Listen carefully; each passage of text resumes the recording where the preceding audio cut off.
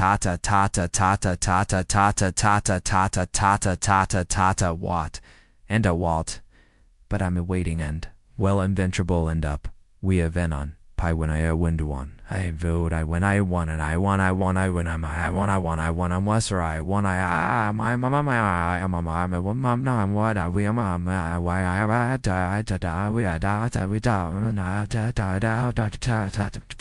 I just wanted things to work.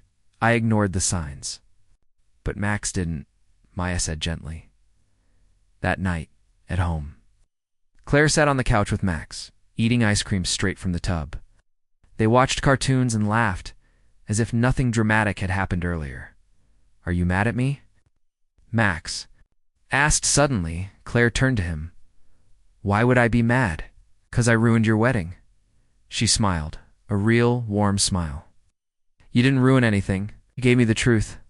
That's more important than any wedding. He leaned his head against her arm. I love you, Mommy. I love you too, Max. So much.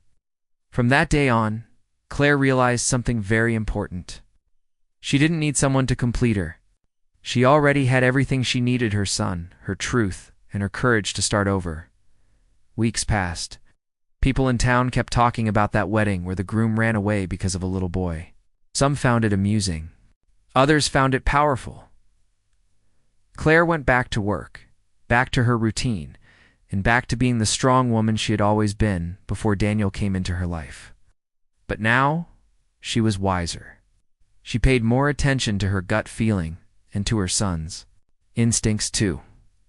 Months later, Claire was at the park with Max when a man approached. He had a gentle smile, a dog on a leash, and a warm voice. They chatted, exchanged names, and slowly, over time, became friends. His name was Ethan, a teacher at a nearby school. Unlike Daniel, Ethan never rushed anything. He didn't shower Claire with empty compliments or make promises too quickly. Instead,